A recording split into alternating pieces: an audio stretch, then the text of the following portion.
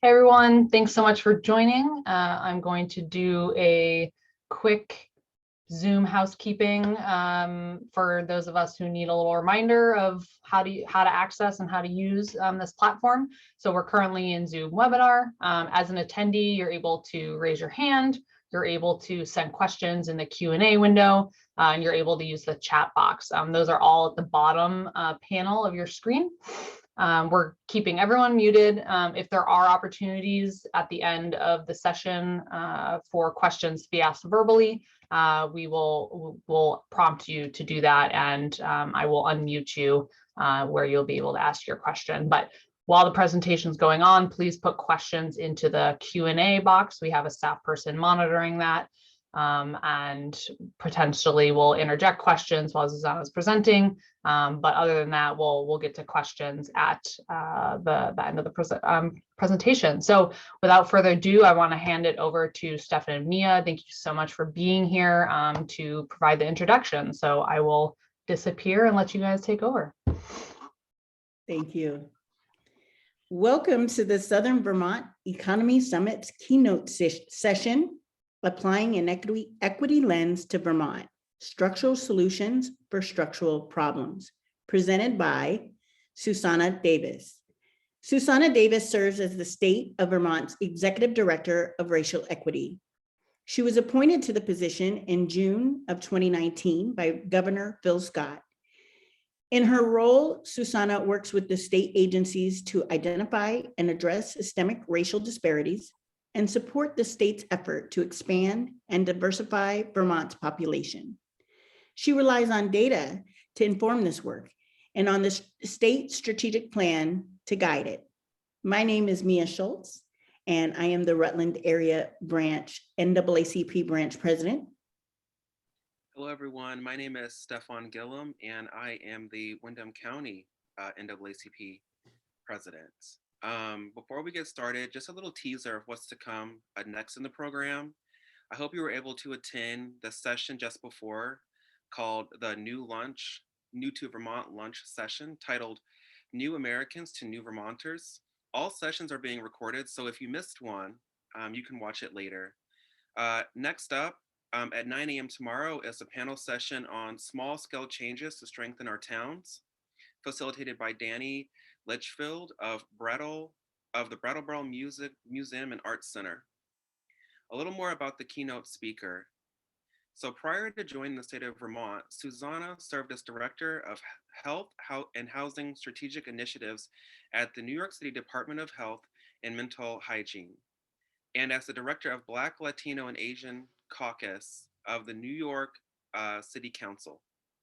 She holds a Juris Doctor with a concentration in international human rights law from New York Law School, where she also directed a Civil Liberties education program for low-income and minority youth. She studied anthropology and philosophy at Fordham University, earning the Rev. J. Franklin Ewing SJ Award for writing on the relationship between global human rights violations and the proliferation of HIV and AIDS.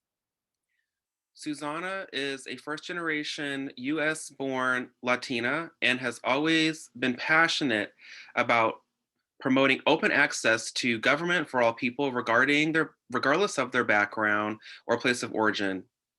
She is fluent in Spanish, and her name is pronounced like the phrase Xusana.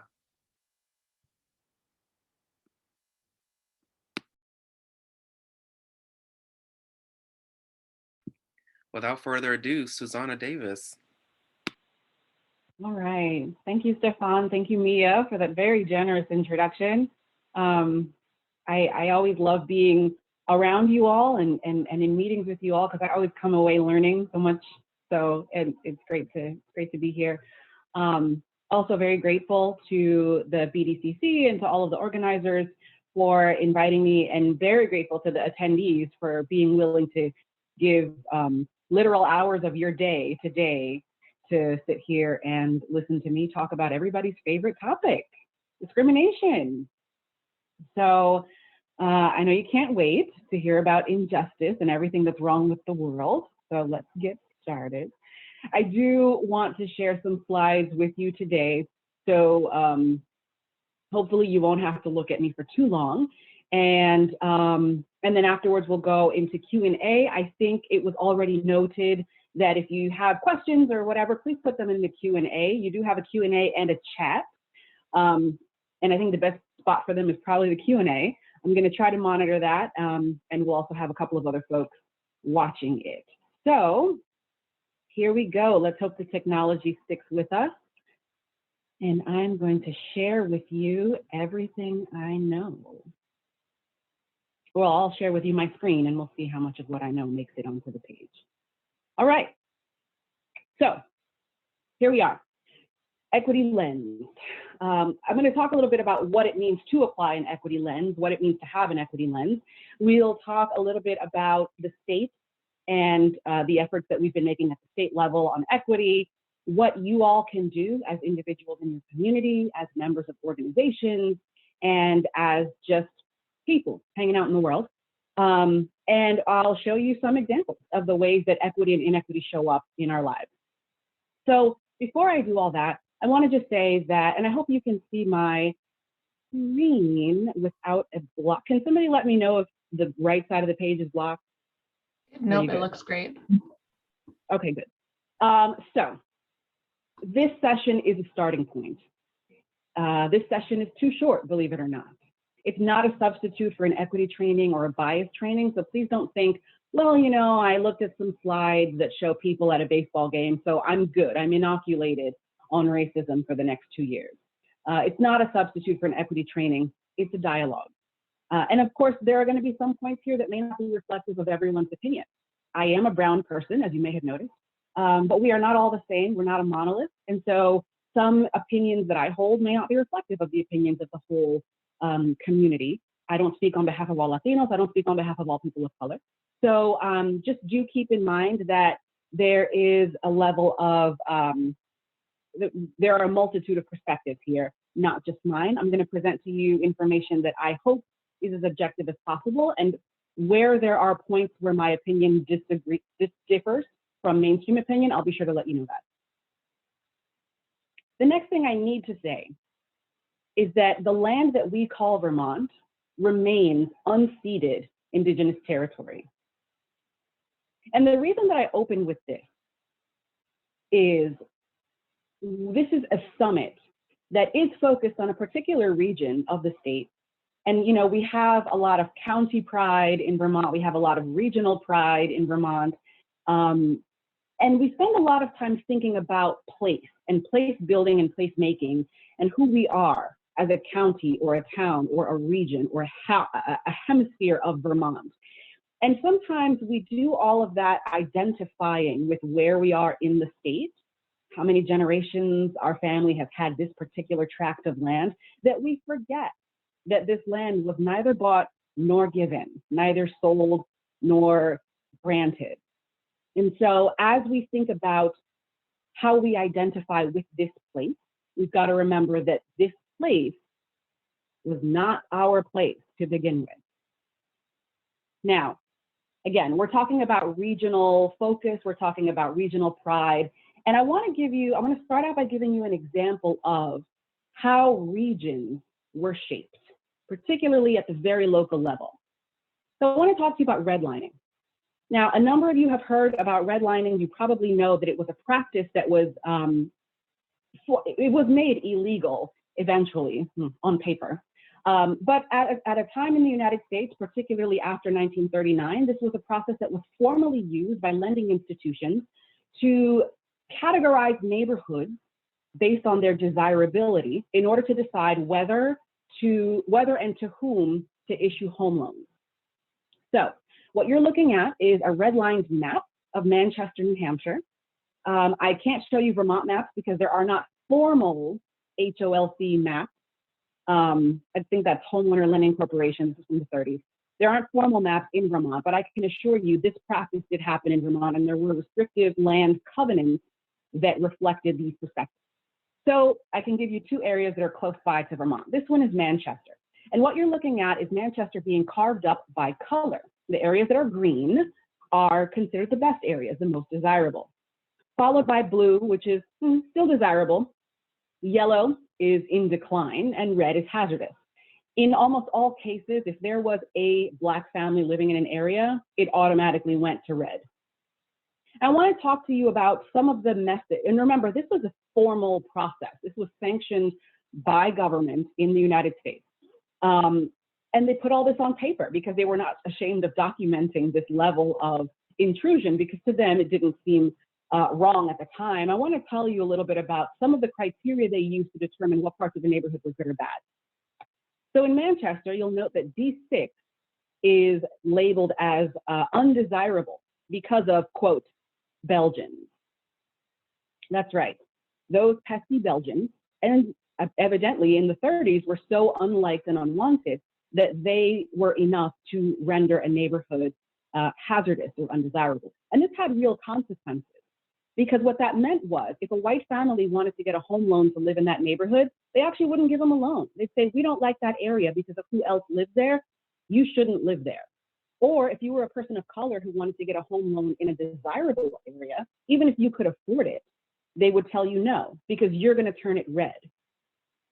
Here's another example. This is from Boston area. You'll see B8 is considered less desirable because of, quote, threatening Jewish infiltration into area. Or D7, area becomes less desirable north of Dover Street with Orientals concentrated in this spot.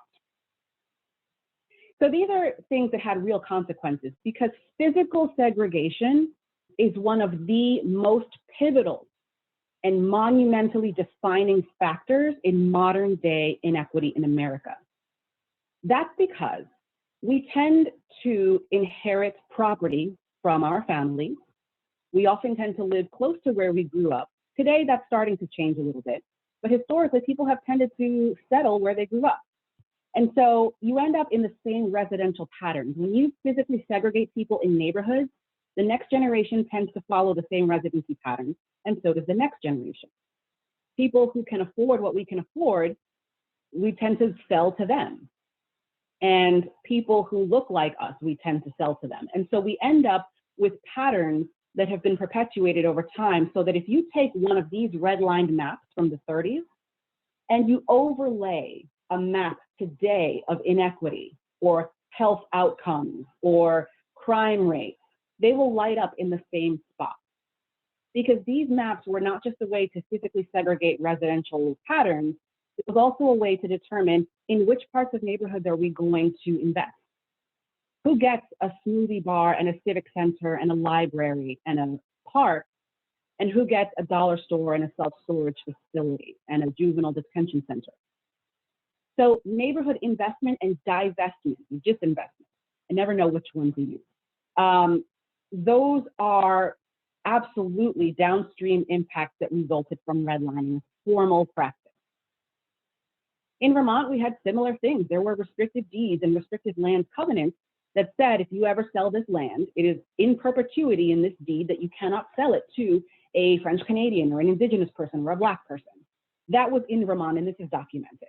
So this is a lasting impact that when we look now at regions, so we're looking at Southern Vermont or Southeast portion or this county or that county or Chittenden or Franklin or what have you, these are the patterns that existed many years ago that are so difficult to extricate from today's life.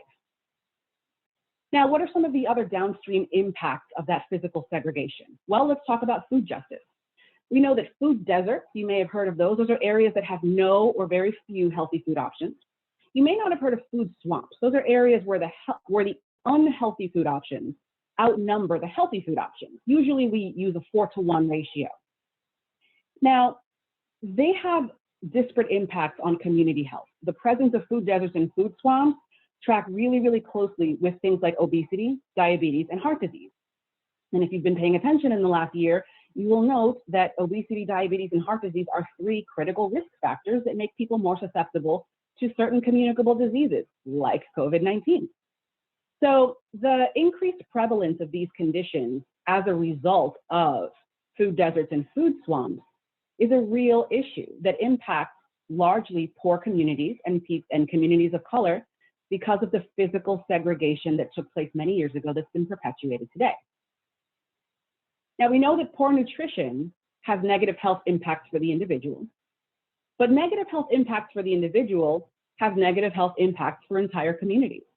In fact, it drives higher costs for health and lowers productivity in school and the workplace.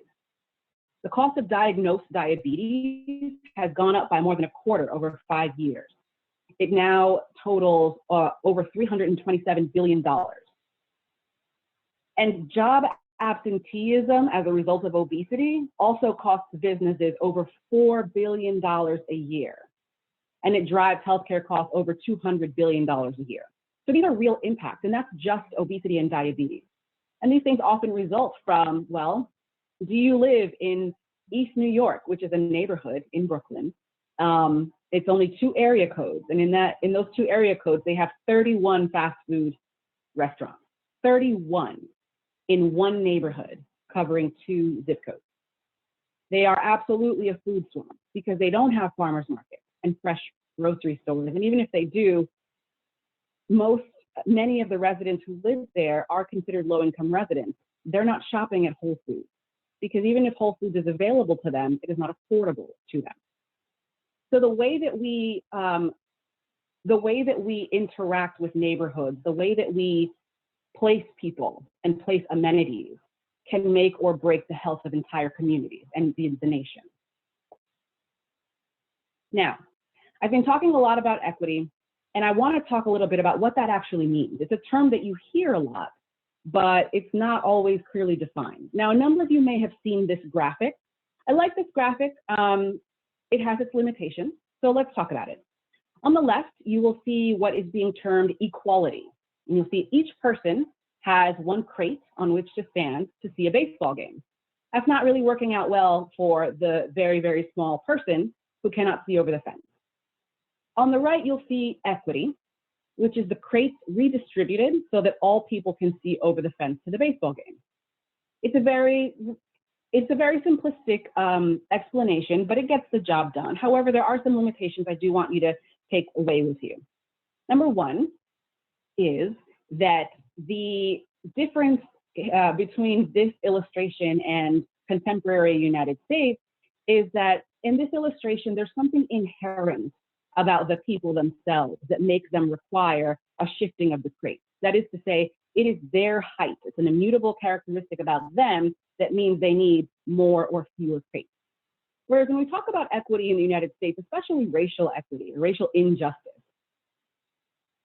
that's just based on made up factors, right? There's nothing inherent about me as a brown person that makes me less capable of being in a STEM field. There's nothing inherent about me as a female identified person that makes me less intelligent or that makes me type at a slower word per minute than my male colleagues. So in this case, in society, we pick arbitrary factors and decide to discriminate against people for those factors, right? You don't like the color of my skin, so I can't get a job, but we don't have problems with the color of people's eyes for some reason. That's cool. So it is very much arbitrary, and that's something that's not reflected in this illustration.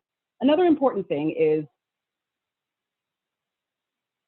they're all standing, and of course that's not necessarily reflective of the disability community, et cetera. The crate situation wouldn't necessarily help people if they couldn't stand on a crate at all, right?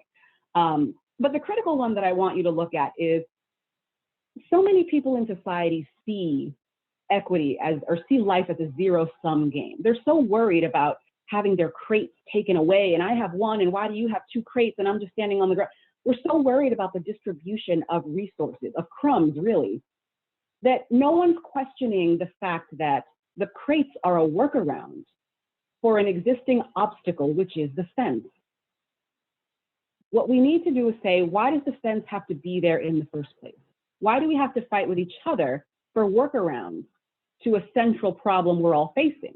Is it because we want to exclude people from seeing the game? Is it because they can't afford tickets because they're priced out of seeing games? Is the fence there to protect us from a fly ball? And if so, why can't they just use chain link or use netting so that everybody can see through the fence and not have to worry about crates? So challenging the status quo is an important component of equity, because it's not just about distribution of workaround resources afterwards. It's really about saying, why do we have to have a workaround in the first place? So that's this illustration. There's another one that I really like here that you'll see. It illustrates kind of the same concept. On the top row, you'll see equality, which is all 4 people getting the same bicycle. And you can see that's not really working out very well for the very short person, the very tall person, or the person who uses a wheelchair. On the bottom, you see equity, where every person has a bicycle to join this magical bike parade that is better suited to his, her, or their needs.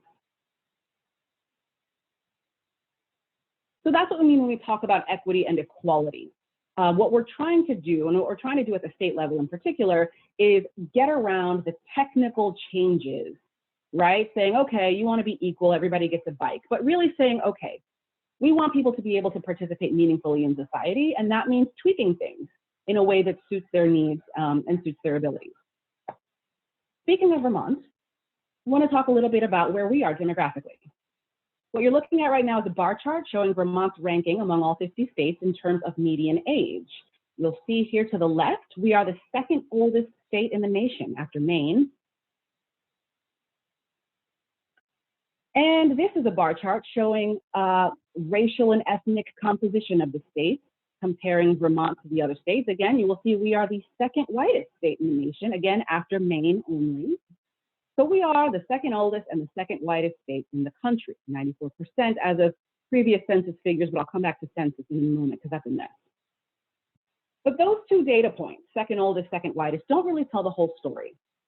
Because if you break that down by racial groups, then what you will find is that while the median age for white Vermonters and Indigenous Vermonters is in the mid and late 40s respectively, all other Vermonters of color have median ages in the 20s. Now, this is using 2015 estimates. So we do have some new preliminary numbers coming out from the 2020 census, but 2020 census is a hot mess. I don't know if you've heard, but and I'm not going to dive deep into it, but if you're interested in learning more about it, please do take some time to look up differential privacy. I'm pausing in case anyone's writing it down. Differential privacy is a new filtering technique that the US Census Bureau is using to scramble the demographic data to protect people's privacy, but it's going to end up impacting states with small municipalities like Vermont and Alaska and other states similar, because they're basically saying, we don't want people to be personally identifiable. So instead of saying there's 12 Latinos, 8 Black people and 9 Asian people, let's say there's 9 Latinos and 16 Black people and 19 Asian people. And in a place that has a bigger and more diverse population, those minor tweaks are not going to make a meaningful impact on the overall numbers. But in a place like Vermont, if the US Census Bureau says, we're going to try to scramble the data to protect identity. So instead of saying that the town of Victory has 3 Asian people, we'll just drop that by, a little. We'll drop that by 1 person. Okay, well, now you've changed that by 30%. Or we'll just add 2 brown people to Morristown. Okay, you've now doubled the population of, that kind of thing. So, so anyway, that's why I'm relying on the 2015 data right now until all the lawsuits are over and the federal government can figure its life out with the 2020 data. So back to this. Most Vermonters of color skew younger. Our median ages are in the 20s. And so what that means is, as we think about who's the next generation of parents enrolling their children in public school systems, who's the next generation of young professionals entering the workforce, the next generation of college graduates, who's the next generation of home buyers who are going to be purchasing properties in our areas, who's the next generation of people who are going to be voting and running for local or statewide office. Increasingly, those people are more likely to be of color. And this tracks with what we know at the national level. The Gen Z and millennial cohorts are the 2 most racially diverse in the nation's history. And so as we think about racial equity, it's got to be tied to generational equity as well. It means our efforts should also target young people, because young people are more likely to be of color. And people of color in Vermont are more likely to be young. So when we think about equity, it really is an intersectional activity. We can't just look at it in a vacuum. We're going to ignore this one And I want to talk about what equity means, because, you know, oftentimes I hear people saying, oh, well, this is a handout. It's a handout for these people, or it's just special treatment for people of color. And I want to say two things about that. Number one is that we have experienced centuries of special treatment for white people, for men, for landowners, for wealthy people, and for people who don't live with disabilities. Centuries of special treatment for these traditionally dominant groups. So by taking our thumbs off the scale through equity work, it's very telling that so many people see that as special treatment for everyone else, right? In other words, one group not getting special treatment in their minds is considered giving new special treatment to everyone else. And that is a mentality that relies on seeing things as zero sum. That if I'm not ahead, then that means you're ahead. Or that if you're getting ahead, then I'm necessarily falling behind. And that's a dangerous mentality to have, because truth be told, equity benefits absolutely everybody. And here's one example. We know that wage inequity exists in Vermont like it does in many other places. That is to say, we don't pay people the same for the same work across racial groups. Now, if in 2015 Vermont had wage equity, we had paid people fairly for their work regardless of race or ethnicity, the statewide GDP would have been 0.42 billion with a B dollars higher. Absolutely everybody in the state benefits from a larger and more robust statewide economy. And all we have to do was pay people fairly for their work, regardless of race or ethnicity. That's one example of how equity benefits everybody. Let me give you a couple others. Court case, Mendez v. Westminster, challenging the discrimination against Mexican students in California schools. Mendez v. Westminster is one of my favorite court cases, and it gave us Brown v. Board. Brown v. Board gave every child, including your child, a right to a free and fair basic education. That's a right that all white students in America enjoy, and it was on the backs of civil rights leaders in the Latino and the Black and the Asian and the Indigenous communities. Here's another example. Ernesto Miranda is a Latino man from the 60s whose name you don't know, you know, but he is the reason that if you get arrested, you get read your Miranda rights. So when we think about a lot of the programs, initiatives, and policies that came into place, hard-fought policies that exist in the United States, as we say, look at how free and wonderful our country is. We have so many freedoms. Can you just feel it? It's just, they're tingling all over us, right? Those freedoms did not always exist. Many of them cascaded upon us through difficult litigation, years and years of lobbying, boycotts, getting sprayed with hoses, bitten by dogs, sent to reservations, and etc. People of color in this country have pushed democracy to the place that we've gotten to now. And as a result, everybody in America benefits. So when we think about equity, it's just really important that we recognize life isn't zero sum, and that this is not considered special treatment for few people. It's considered the end of special treatment for few people. And everyone is still going to come out winning in the end. All right, enough preaching. I want to talk a little bit about what it's like in Vermont for some of our communities of color. I know there's a lot that you're looking at on the screen right now. In Vermont, for example, Black people are 6 times more likely to be arrested for misdemeanor possession of marijuana, even though there's virtually no difference in usage rates or possession rates between Black and non-Black people. Let's see, we have more Indigenous Vermonters being diagnosed with depression than white Vermonters are. And of course, Indigenous Vermonters tend to have statistically less access to primary and psychiatric care in order to address those diagnoses.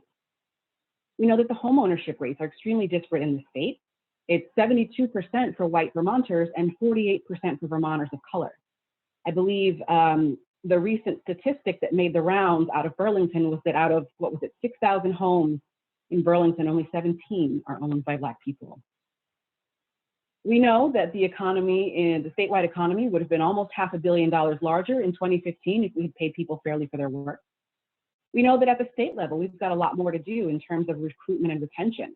In fiscal 2019, we had 12% of our applicants were people of color.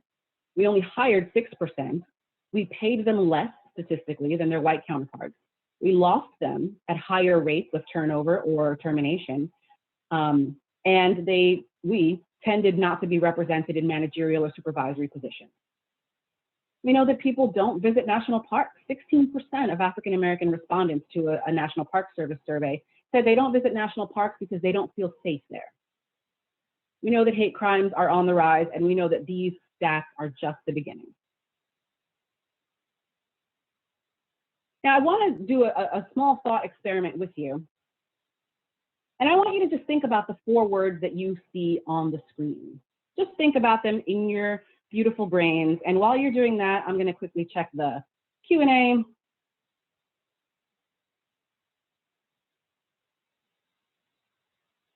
See a question: how do the areas that were once redlined line up with opportunity zones that were recently created? Thank you for the question. It's a great question. And the answer is that there is pretty substantial overlap because, again, opportunity zones that exist today exist because of present day inequity and disinvestment, or at least neglect of neighborhoods. And so a lot of that decades-long neglect occurred because of redlining. And so a lot of the opportunity zones, for example, you'll see a couple of opportunity zones in areas of Vermont that are largely inhabited by people of color. And it's pretty telling considering people of color are not really concentrated in very many parts of the state. We exist all over the state, but areas of concentration are few for people of color. And the fact that those opportunity zones often overlap there is very telling. So yes, if you were to look at redline maps from around the country and look at the opportunity zone maps, you'll see them lighting up in a lot of the same places.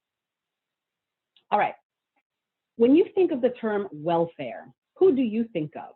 And you don't have to write this anywhere, just talk amongst yourself. Do you think of them? Because in the United States, white families receive more public assistance than Americans of color. They are over 40% of SNAP recipients.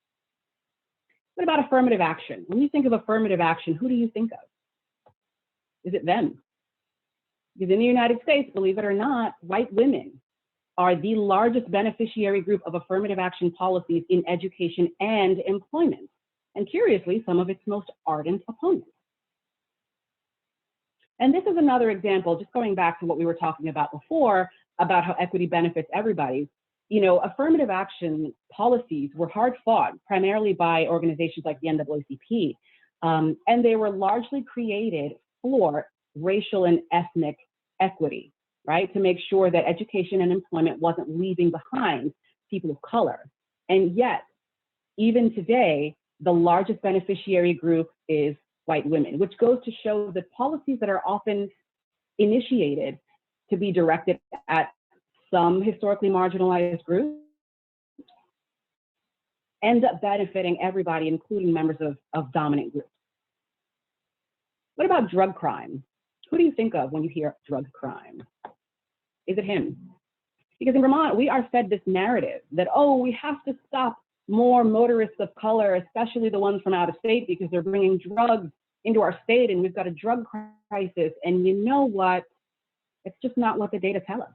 The data show that over a 5-year period, a recent 5-year period, of the drivers of color who were stopped and found to have drugs on them, 70% were in legal quantities. And of the motorists who were stopped and found to have harder drugs like cocaine, heroin, and opioids, 100% of them were white motorists. Finally, when you think of migrant worker, who do you think of? Is it her? The growing community of undocumented laborers in this country may not be who you think it is. And of course, we know that our former First Lady all but admitted to being to working unlawfully in the country on a tourist visa, which just goes to show that you can be someone who enters the country, works here illegally, and still find your way to the White House. It's inspiring. It's inspiring. So why did we do this thought experiment? Because so much of what we know and so much of what we think we know about different demographic groups, particularly when it comes to race, has to do with messaging. It has to do with how we are talked to, marketed to, pandered to.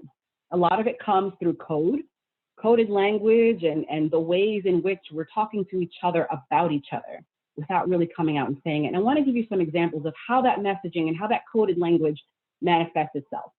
What you're looking at now is an image of a tweet from the former president saying that he's happy to inform all the people living their suburban lifestyle dreams that they'll no longer be bothered or financially hurt by having low-income housing built in their neighborhood. Now, again, we're at this summit. We're thinking about economic development. We're thinking about housing and lending and banking and credit and schools and art and downtown development. We're thinking about all these things and about how we can be more inclusive and about how we can attract people to our little corner of the state and our little corner of the world.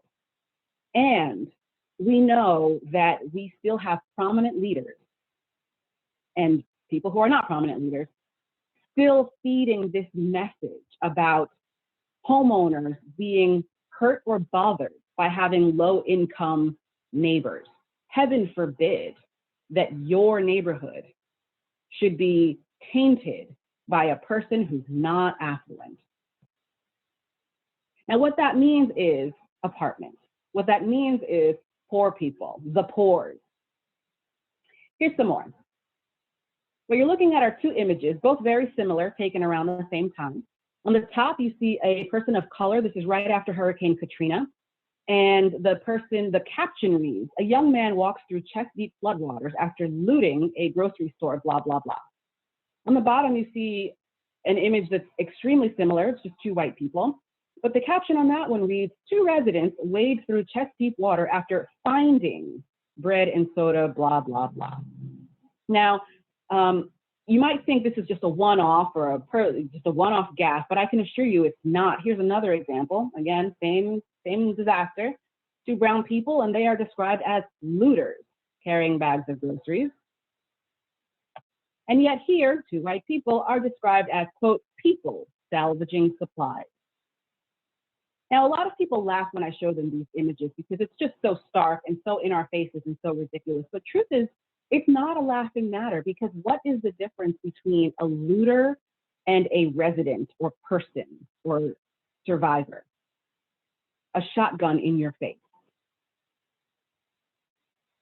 We've seen the way that messaging around looters took deadly turns over the racial justice protests of the last year.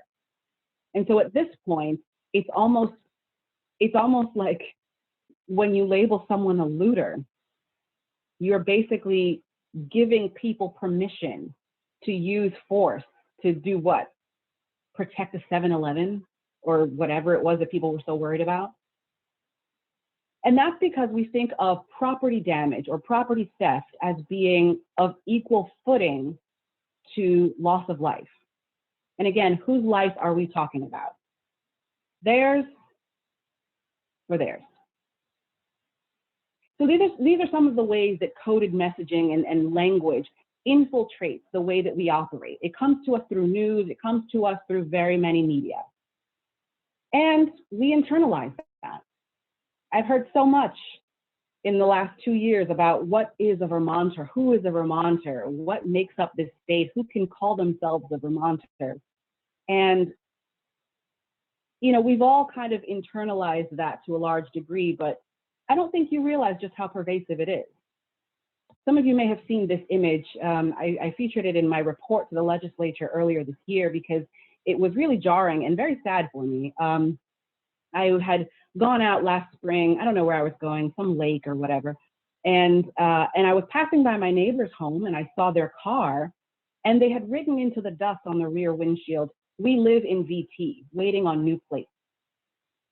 Now, this was right after some of the incidents of harassment had been happening around the state because people were looking at people with out-of-state license plates and saying, "You take your COVID back wherever you came from," and blah, blah, blah, which is ridiculous, right? Because it's like, all right, you're now assuming that all Vermont people are COVID-free and following all guidelines. and all non-Vermont people are ill with COVID and not following guidelines, that you can just make the assumption that anyone with an out-of-state plate is bringing COVID, but okay. Logical fallacies aside, this is a couple, it's actually a young white couple who are from a neighboring New England state. So they're probably a lot like Vermonters. They have a lot more in common with Vermonters, I think, than people realize. But to them, they have internalized the fear of being thought of as outsiders, flatlanders, so deeply that they felt the need to put this warning, this caveat, on their rear window because they were afraid of vandalism or harassment or assault. These are white people afraid to be in Vermont because they think Vermonters are going to hurt them. So the narrative about who belongs here and who doesn't belong here, who's a member of the community, how many generations it's been, it's really perverse, and it has infiltrated people around the country so much so that they hesitate to move or even be in the state because they feel vulnerable. Here's some more on messaging in Vermont. You all might remember that some time ago, there was a young lady in the state who wanted the state to adopt a new motto. And she proposed a motto in Latin because all old, respectable things have a motto in Latin etched in stone over the archways of the entrance doors. And this was some of the reactions that she got. Dorothy says, it should say, go back where you came from. Dan says, the motto is on the language of the foreigners trying to take over the country should be Chinese since they are more than the Mexicans. Go back to Kenya. I don't speak atheist. Very eloquent. Brenda says, I don't think so. I hate having to press 1 for English now. And Gary, my favorite, Gary says, hell no, this is America, not Latin America. When in Rome, do as the Romans do. Now, listen, not it. I'm not going to be the one to have to tell Gary that the Romans spoke Latin. I think that's more a commentary on the public school system than anything else. But the point is, we bill ourselves as this tolerant, welcoming, open place. And yet, when we're challenged to think about inclusion, even if we incorrectly mistake Latin with Latino, even if we're wrong in that assumption, just the fact that this is the reaction that comes out demonstrates we as a state still have so much work to do in terms of inclusion and what is the messaging that we want to communicate that we are as a society. So back again to the equity lens. When I talk about applying an equity lens, what I mean is that we often look at things through lenses we're used to. We think about the cost of a measure or an item. We think about maybe the commercial benefit that it might provide. We think about, what's the operational cost? Are we going to have to hire more staff to do something or what have you? If we're not looking at things through an equity lens as well, then we're not getting a full and complete picture of the topic. Yes, it means looking at the financials. Yes, it means looking at the operations. Yes, it means looking at the infrastructural impact, but it also means looking at the equity impact of any action that we want to take. Otherwise, you are not getting a full color photo image of what it is that we're trying to do. So, structural problems are going to require structural solutions from us, not individual solutions. And this is an important point, because when we talk about inequity, that is a structural problem. Poverty, homelessness, the gender wage gap. These are structural problems. So individual solutions are what often gets proposed, right? So for example, you might say, I'll give you an example. I am a Latina in the United States. Statistically speaking, I would need to work an entire year plus an additional 10 months in order to earn the same thing that a white man earns in 1 year. So I have to tack on almost another full year for the same work, statistically speaking. Now, I, as an individual, could say, well, I'm going to hustle hard and I'm going to do this and I'm going to apply for scholarships and I'm going to work 3 jobs and I'm going to, marry wealthy or whatever. I could try to navigate a system so that I don't end up being that statistic. And maybe that'll work for me. But that doesn't really fix the structural issue that creates the wage disparity in the first place. All that does is ensure that I don't have to deal with it, right?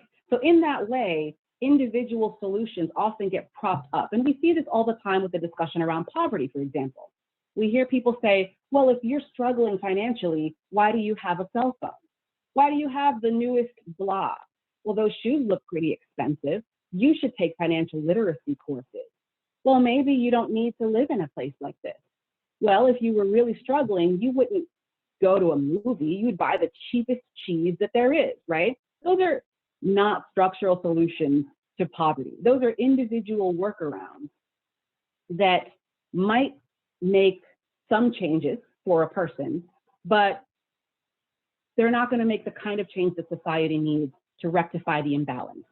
So that's what we mean when we say structural solutions for structural problems.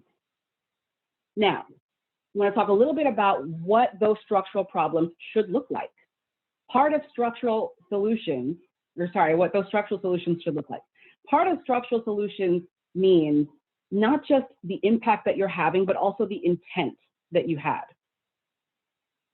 I'm not going to go too deep into this, but this is a description of 2 studies that were conducted where participants were exposed to a certain stimulus and they were told it was a negative stimulus. So on the left, they had people getting electric shocks.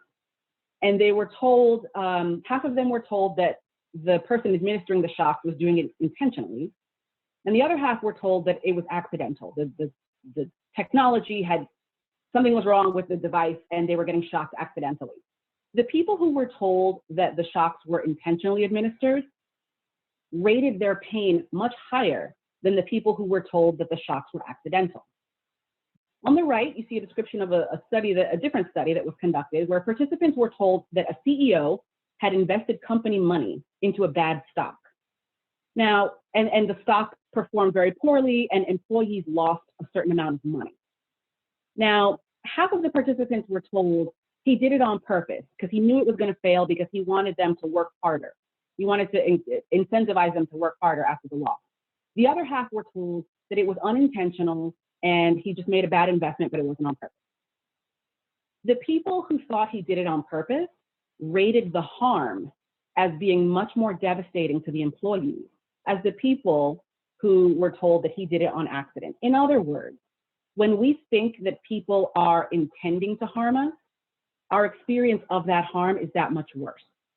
And that's why policymaking is so important, or the creation of initiatives is so important. When people are excluded and are made to feel as if it was intentional, it hurts more.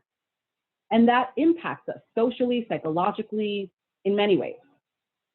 Now, sometimes we have policies that we think are race neutral, right? We don't mean to do harm. We just know this is the same policy that applies to everybody, right? It's back to the crate, equality, right? Giving everybody the same crate no matter what.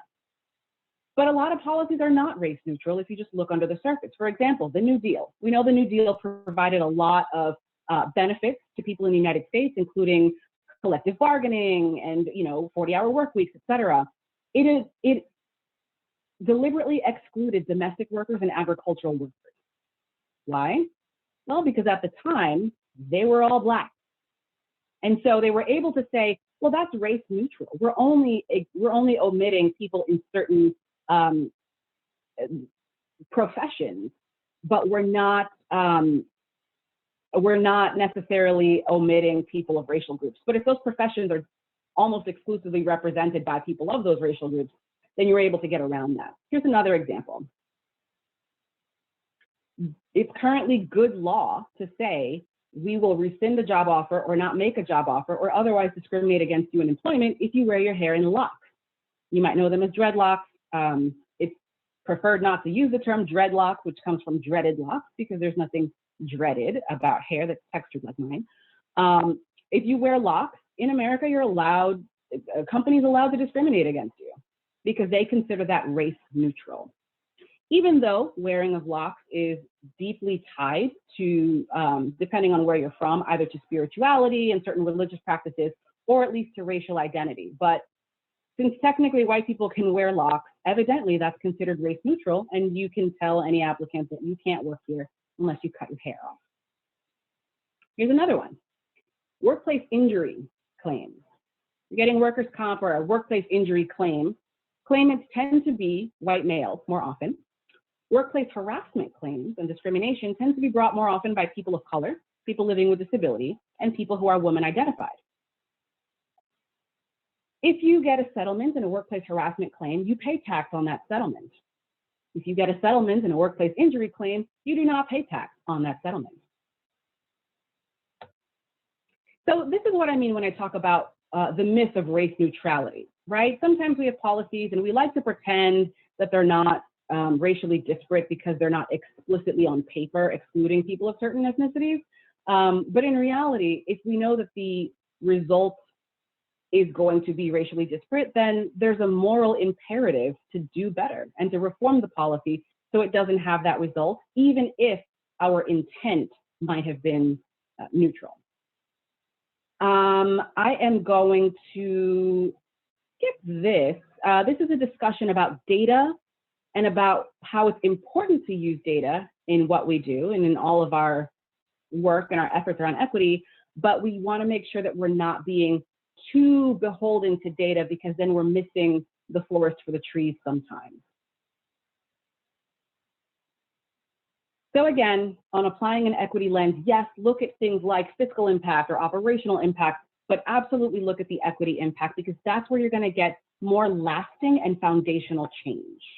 Some of the ways that you can apply an equity lens to your work include asking yourself certain questions, like, is what I'm about to propose going to promote equity in service delivery? Am I going to enhance services to underrepresented groups, or am I still serving the same people who've always had privilege and priority? Did I involve the community in developing this proposal? Which communities? How were they involved? For example, you can say, well, we did a tour around the state and we did all these community fora and these focus groups, and it was great. Oh, really? How many of them were conducted so that people who don't speak English would be able to participate? Did you translate your flyers? Did you translate your website, the landing page, application? None of it, right? Does this have a multi-sectoral approach? Are we data informed? What metrics and timelines are we including? So these are all ways that you can do more to ensure equity in your policy proposals. I leave you with this quote. I use it very often because I really enjoy it. It's from Curtis Ogden. He's over at the Interaction Institute. And he says, the work for racial equity is about undoing as much as it is about doing. We do not simply build new culture or behavior on top of old, especially in situations that are characterized by oppression. Some things must be released, and this letting go does not come easy. And I share that with you because it's so often the case that we think, well, we're just going to do some new good policies. We're going to build new and good habits, and not really address the existing inequities or disparities of our systems, because we're comfortable with our system. We don't really want to change that much. And yes, you can put out a new press release or public statement, or you can put brown people on your homepage, that's fine. But if we're not really undoing some of the things that are causing harm or that are preventing us from being more inclusive, then we're not moving the needle. And that's what we really want to accomplish. So I will shut up, and thank you all again so much for spending this time, and I'm happy to just answer any questions that you might have. Thank you. That was lots to think about, lots to digest. Really, really appreciate that. I ask attendees, if you have questions, if you could put those into the chat, or sorry, into the question and answer box, and then we can potentially call on you. It looks like, Tim, you have a question. I'm going to ask you to unmute yourself if you want to verbally ask it, please. Hi, thanks so much, Xusana. I'm just, you're talking a lot about the structural changes, and I think the policy changes that need to be baked in here? What's at the top of your list for Vermont in terms of those structures or policies? That's a great question. Thank you for it. Some of the things that are at the top of my list for Vermont include really unsexy things that are just background work that need to get done. Things like the recruitment and hiring policies at the state level. So state of Vermont is, depending on who you ask, either the first or the second largest employer in the state. And so we have a really big stake in how and whom we recruit and retain people. So one of the things means making sure that we're not shutting people out of employment. So that's a lot of HR type stuff that's internal. It's not fun to talk about. It doesn't get cool press releases, but it's important. Another really big ticket item for me for Vermont is getting more municipal engagement. I think a lot of times people look to the state and say, well, how are you going to solve this? And a lot of times we really want to. And yet so much inequity across the country is happening and has been set up at the local level. For example, education policy is hyper local in most places in the country. Policing is a huge issue nationally, and yet it's more a local issue, I think, than state or federal, right? So, so for me, a big priority is getting more formal and meaningful engagement with municipalities to make sure that we're not just relying on the state to fill in, where localities also have a role to play. And so that means doing better on policing, thinking about school curriculum, and just being supportive of municipalities around the state as they take on those tasks. Great, and actually that's a nice lead into Lindsay's question. Lindsay, I'm going to go ahead and unmute you if you don't mind asking your question. Hi, can you hear me? Yep.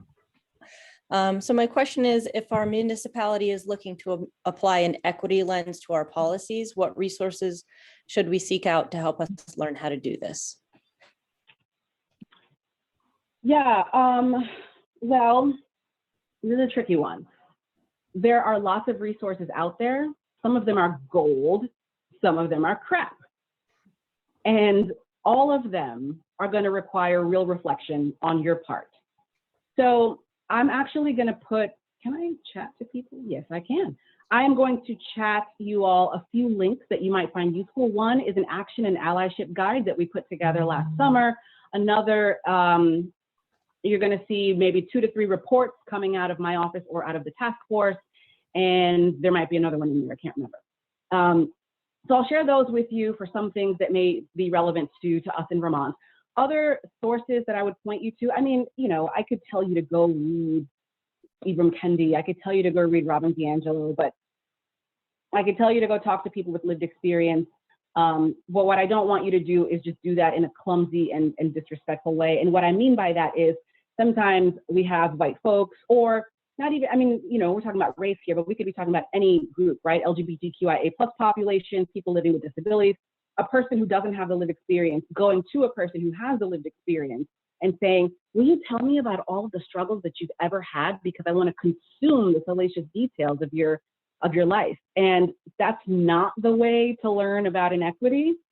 It's a way for you to engage in trauma porn, where you just consume the details of all of my bad experiences and then leave me there to just relive it, right? So yes, you should be speaking to people who have lived experience, but in a way that you're bringing something to the table and contributing meaning, and not just being like expecting them to be an on-demand free educator. So some of the resources I will put in the chat. Actually, the Action and Allyship Guide does have a long list of suggested media that I really think you should check out. Great, thank you. Another question that maybe people find interesting is if you could describe a little bit about your work within the state agencies. And you know, that can also include around the recommendations you'll have for structural changes like capacity and hiring at the state level. Yeah, so some of the work that we've been doing in agencies, it really kind of depends. Some agencies are a little bit further along. Actually, I guess I should ask a clarifying question. Do we mean state government agencies or just agencies more generally, including NGO type stuff? I guess I think the question was, the state agencies, but if you have some answers for NGOs, that's great. We'd love to hear it too. Okay. So for state agencies, some agencies are a little bit further along than others in this work. For example, Agency of Transportation has a civil rights unit already built up, mainly, there's federal requirements for certain things, so they're pretty advanced. We know that public safety has been doing a whole lot of thinking and engagement around equity, because policing has always been an important topic on this subject, and Agency of Education as well. So for some of those agencies, it's for now a little bit more hands-off. And for others, it may be something like, how do we do translations? Like, who do we contact for translations? Sometimes it is just that network building and that introduction. Some of the other work that we're doing in agencies, a lot of training. I talk to a lot of state staff and just engage them in dialogue around equity, particularly if they're public-facing offices, right? So thinking of like DMV or people who work in the state parks, or anybody who deals with the public. So a lot of that really is just getting people more comfortable talking about equity. It's scary for a lot of white people to talk about it, because they're scared of being labeled racist, or they said the wrong thing. And what we don't want is to stifle the conversation. So yeah. And then, every agency kind of has its own really specific thing. So I've done a lot of work with ACCD on how we do the grant development, so that when we had a lot of the COVID-19 relief grants for small businesses, that we were doing so in a way that didn't shut out businesses owned by people of color, particularly those who are limited English proficient. So there's a lot of the sort of sector-specific things that help us to just be more equitable in how we're doing things. Mm-hmm. Great. It looks like Ricky, you have a question. If you could please just choose one of the questions. I'm going to go ahead and unmute yourself.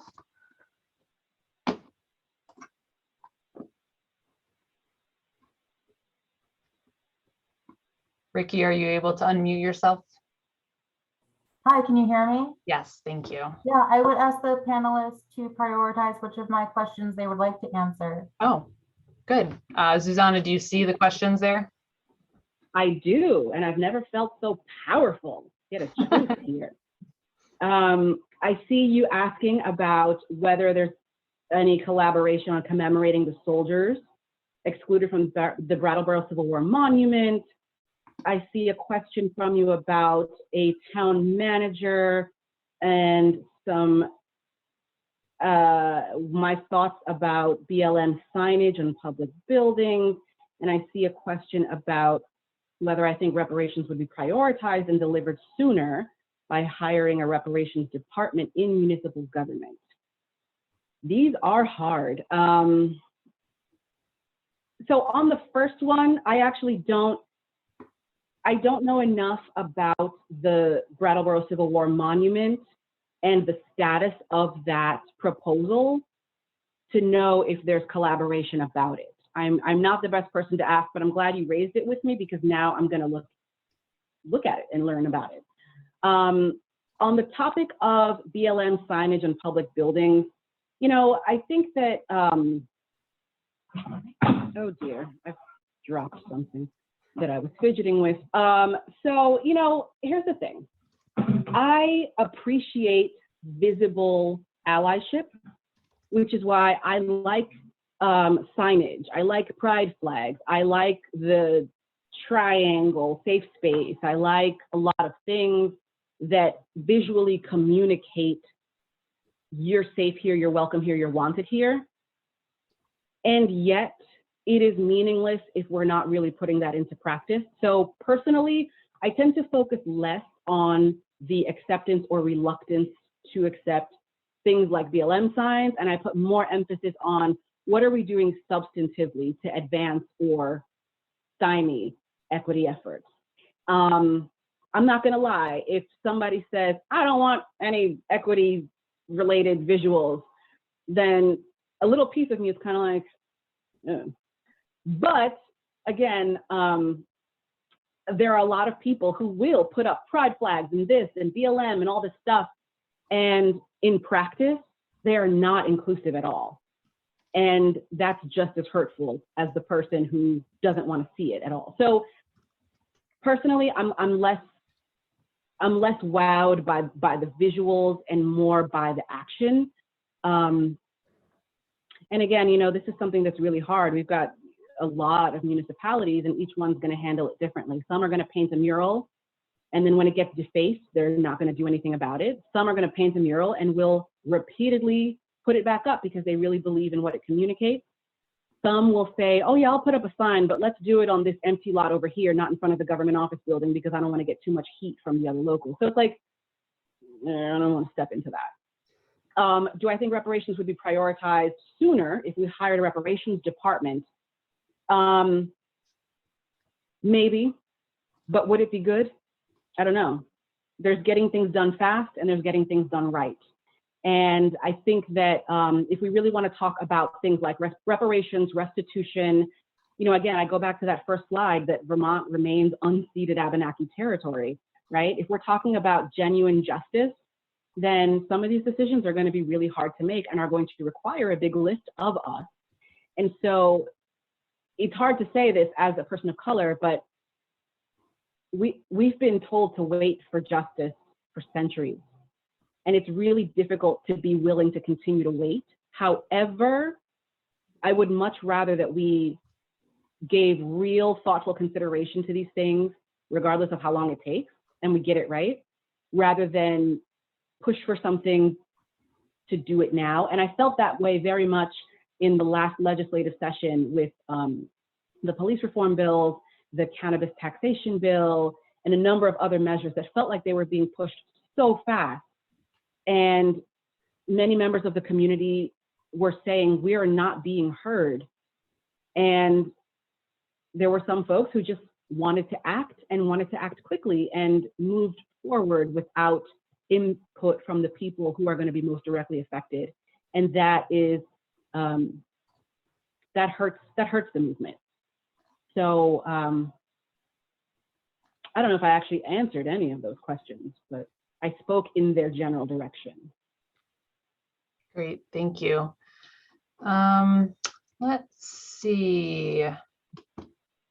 Just trying to see if there are any questions in the chat. One thing that did come up somewhere in the chat was asking if you've seen any initiatives in schools or municipalities in other states that we might potentially look to for some lessons learned on how to do things, or maybe how to also not do things. Yeah, just because it's at the top of my mind for reasons, I'm thinking about, what is it, Ohio, that let their parents opt their students out of Black history lessons in February. And that's odd because Black history is American history. So basically you're saying this is a critical component of what life is like today for a large swath of people in this country, including white people. But it's cool if you don't want Jenny to hear about it because it'll make her sad. That's not a reason. So that's one thing that we should maybe not do. And that's it's a simplistic thing for me to address and say don't do that, but it speaks to a bigger issue, right? We're thinking about bigger topics like 1619 Project and the 1776 Commission, and questions about how much truth or which truth is acceptable to teach students. And this is really critical because what we're talking about is revisionist history. What we're talking about is whether the emotional impact of learning a fact is enough to deter us from acknowledging the fact, right? For example, we revere George Washington as this amazing individual, and we often ignore so many of his bad characteristics because it doesn't fit the narrative, right? For example, there's the myth that he had wooden teeth. He didn't have wooden teeth. He did have false teeth, but they were pulled from the mouths of the people he enslaved, because he had ownership and dominion over all parts of them, including their teeth. And that's where his false teeth came from. We know, for example, that when he was president, he did not live at the Capitol full time. he and Martha kept doing this weird dance where they would switch back and forth between Mount Vernon and the Capitol for 6 months at a time, because in the Capitol, you were not allowed to own people in slavery, and he didn't want to give up the people he owned in slavery. So he only lived there part-time so that he could continue to own people in Mount Vernon, right? These are details that they don't teach young people because it doesn't fit the narrative of this revolutionary hero. But are we doing them a disservice by hiding parts that we find uncomfortable from history? And if so, where does that end? Because at that point it becomes propagandizing. And once we get started on that track, it's very difficult to pump the brakes on that, right? Once you expand the Patriot Act and the NSA spy program, it's really hard to roll it back when somebody you don't like comes into office, right? So thinking about how we handle topics, how we handle truth, and whether we choose to be direct about it or sort of close our eyes and ears and say, la, la, la, la, we don't want to talk about that, is really critical. The other thing I want to say is, I'm sorry, I know I'm rambling here, but the thing about having equity discussions with young people, specifically with children, is that they are sponges. We know this. That one time that you said that bad word and they heard you, that's now their new favorite word, right? That's how kids are. So they are sponges. They absorb not just the things you say, but the way that you say it. And so if a child asks you about inequity or about disability or about race or about body parts or whatever, if you kind of freeze and get that deer in the headlights look, they're going to know that, and they see that topic as taboo because they see your discomfort with it. So when we're talking about equity in education, and we're talking about issues such as these, children are going to take on the tone and the tenor that you have in the discussion. And so it's not just about what you're teaching, it's also about them seeing your reluctance to teach it.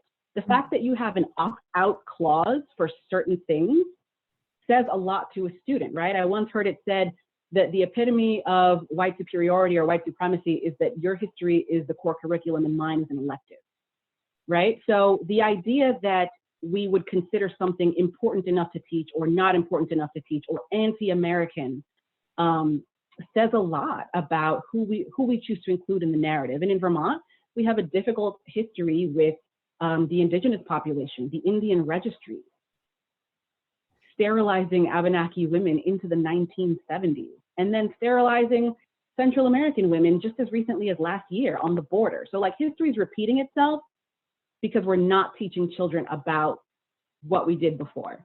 And that's a huge problem. I'm done this time, I promise. No, that was great. Thank you. Christy, I believe you have a question if you want to go ahead. Yep. Yeah, of course. I wrote it down. Okay. So are there any efforts at the state level to have translation and interpretation services for people who don't speak English? And I'm thinking of this example of this person who mentioned that they needed an English, like their birth certificate translated into English to get a driver's license. But even though the state requires it, they don't. Or they didn't think that the state supplied the services to translate that birth certificate. Right. Yeah, thank you for the question. The answer is yes. This was back to, I think, Tim's question. This was another thing that was at the top of our list in 2019, back when we all thought we had a bright future and all the time in the world, was making our language access across the state more uniform and more inclusive. Some of our agencies, again, are a little bit further along. DMV has more, has more, I don't know, is more adept with language access a little bit. AHS does really well with that, particularly with like children and family services and health. And then some agencies, particularly those that are less public facing, don't tend to be as advanced when it comes to the language access piece. So yes, we are working on it. There have been some intervening factors since last year, but it is a goal. And perhaps most importantly in that is the uniformity. It's important to me that our equity work be uniform, because if I get pulled over in, Brattleboro or Burlington, I should be able to predict the procedural outcome regardless of who's pulling me over. And similarly, if I'm interacting with ANR, AHS, DLL, DMV, or anyone else, I should be able to have access to the same meaningful language access services. So yes, it's a goal. It's slow work, but we're doing it, I promise. Great, thank you. I just want to be mindful of our time. I know we had it sort of set to 4, but we definitely don't need to extend it past, you know, what sort of feels natural. I think, Xusana, if there's maybe any final points, anything you want to say or share or leave people with that they can sort of carry with them into their evening and the rest of their week, I would love to hear that, and then we'll pass it over to Alex. Yeah, I am stalling right now because I'm just skimming the last few items that came through in the Q&A, and if you'll permit me and if you'll trust me, I will briefly Yes, please blaze through them. Okay. Go. So do I advocate for requiring continual diversity training for municipal offices and businesses? Only if it's going to make a difference. Equity trainings, data show us that equity trainings can be effective, but they're not as effective as we think. And sometimes people are going to attend something and be like, well, that's great, I'm not racist, you know, and that's it. So I only, if it's meaningful training, if it's good training, and if it's leading to real results, then yes. Otherwise, there's bigger systemic issues that need to be worked out at that level if you're still having equity problems. Next one, another person talks about members of dominant groups who sort of take over movements that are meant to help people in historically marginalized groups. How do we stop that? And how do we stay with a clear vision of who's who and who's genuine and who's using us? That is an excellent question, and it's one that I think there's no one answer to. Some people from marginalized groups might say, we'll take all the allies we can get. We don't really care if you're using us. We just want the work to be done. And if they'll pass this bill, if a white woman is advocating for it, then let her advocate for it. Some people will say that. Others will say, no, true justice means that this movement has to come from us. The work has to be done by us, and the words have to be ours. I do not take a position there because I think it's complicated and it really should be looked at on a case-by-case basis. Next one is, can someone tell me how to go, forming a task force in your area? I think it depends on what kind of task force. If you want it to be community members, then that's pretty easy because you can do whatever you want in your community, right? Like put a bulletin board thing in the grocery store if you want. Or if you want it to be more formal and more town, sanctioned, I recommend that you speak to your select board, speak to your town manager, and say, listen, is equity a priority for you? If not, why not? What can we do to move this? If you are a member of a select board and maybe you have a recalcitrant chair, well, maybe you need a non-recalcitrant chair. That's all I'm going to say about that.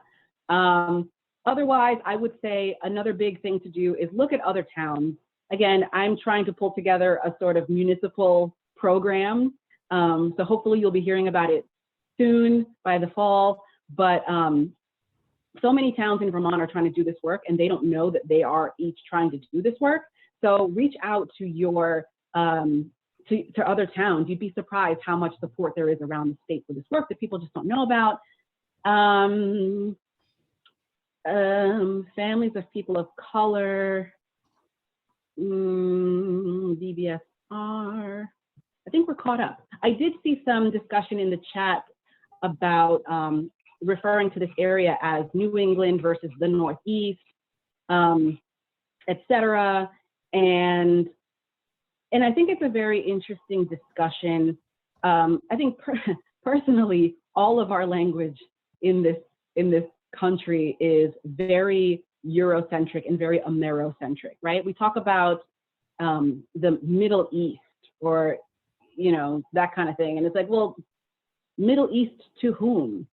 If you're stationing England or the United States as the central point and everything else fans out around it, then yeah, I guess that's East and that's West, but or for this being New England or whatever, I think about people who are like, don't try to make Vermont like somewhere else. And I think that's hilarious because you made Indocana like somewhere else and you called it someone else's name. And even when you accepted the French names, you want to pronounce them badly. And it's just weird to me that people who came here and made this place like somewhere else are saying, don't come here and make this place like somewhere else. So, you know, is this the Northeast? Is this New England? It feels a lot like Old England when you look at some of the laws and policies. I think, you know, at the end of the day, we're all using colonizer language. We're speaking the colonizers' language. I defend English so much. I get mad. I am angry that dictionary.com has accepted supposedly as a word now. I just want to start a riot, you know, and then I have to stop myself and say, this language was forced upon your ancestors through genocide and assault and slavery and other things. Why are you defending it so hard? Mm. And I say that with English and I say that with Spanish, and it is just so difficult to reconcile. So frankly, I don't care if we call it New England or the Northeast. We could call it Turtle Island. You know, that would probably be more appropriate. But again, I just think that the sense of identity that we're coalescing around, that's what we really need to address. And I think the rest will follow. Yeah. Great. Wonderful. Thank you. Alex, I guess I'm going to turn it over to you. Yeah, I mean, you know, first of all, thank you so much, Xusana, for sharing your experience and expertise. There's nothing you've said that I could say even remotely closer as well. So I just really want to encourage our attendees to reflect on what they've heard, how you're preparing to show up after this. Remember, this is just a first step.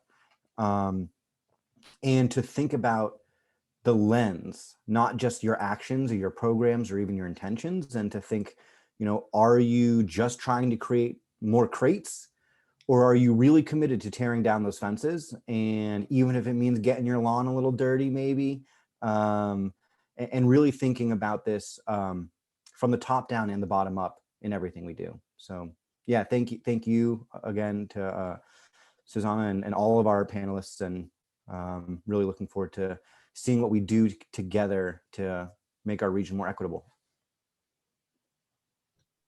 Great. Thank you. Thank you, Xusana. Thank you to our attendees for sticking with us through day 2. Tomorrow's day 3, the final day. I really hope you can make it. We're starting at 9 a.m. So hopefully we'll see you there. Thank you, Xusana. Thank you all.